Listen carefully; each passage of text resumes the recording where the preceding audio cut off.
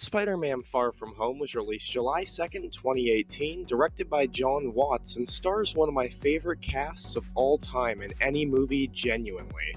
Tom Holland as Spider-Man, Zendaya as MJ, Jake Gyllenhaal as Mysterio, even Jacob Batalon, Marissa Tomei, and Jon Favreau deserve a ton of credit in their roles. I mean, honestly, everyone in this movie just seemed like they were having the time of their lives filming it, and it's very obvious everyone had a ton of care and love for this film in all aspects. From the writing and all of its misdirections, humor, and wit, to all the incredible settings in Europe you're taken through on this adventure, not to mention the insanely impressive choreography and the fight scenes, it really seemed like Marvel listened to the fans from the few criticisms Homecoming received, and they really tightened up on using so much CGI, and it really made Spider-Man a physical monster. He's tough as nails in this movie, and it is so empowering to watch him go through everything he has to go through as Spider-Man and as Peter Parker. It's honestly just as entertaining to watch him fight off the elementals, 4 giant monsters made up of the elements, just so you know,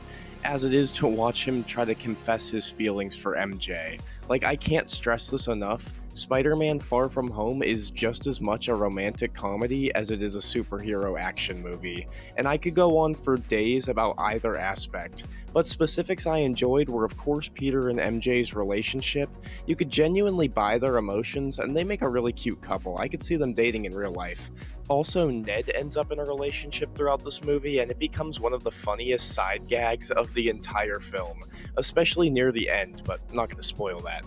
Anyway, my absolute favorite part of this film was easily Jake Gyllenhaal's performance as Mysterio. From all the trailers, you see his powers shining through, but I'll just say, not everything is always what it seems, which is also a big lesson within this film, so it all ties together. But still, Mysterio was epic.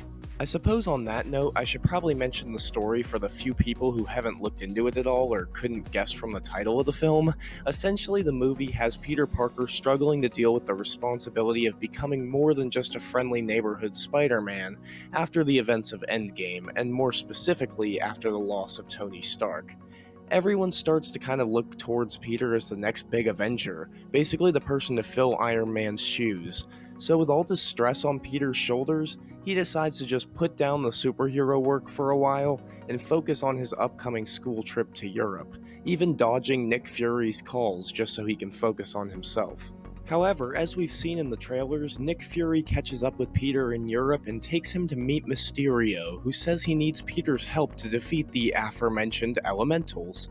Throughout all of this craziness, Peter has just one simple goal: buy a necklace for MJ and tell her how he really feels about her. But of course, things aren't always that easy, and everything gets turned on its head when it's revealed Mysterio isn't as good as he makes himself out to be, and Peter is forced to solve every last problem created either by Mysterio or even worse, by his own actions. Overall, it's an insanely compelling story with hardly any dull moments, and I'm once again in complete shock that Marvel pulled out yet another exceptional movie. I really think tapping into other genres of film, like romantic comedy for instance, is such a good idea to break up the monotony of superhero fight after superhero fight.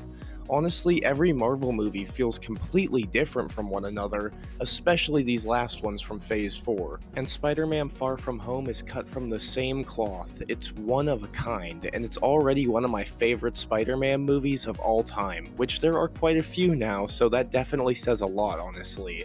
I'm beyond excited to rewatch this one, and I'm even more excited to see what kind of special features and deleted scenes are going to be available once it's released on Blu-ray.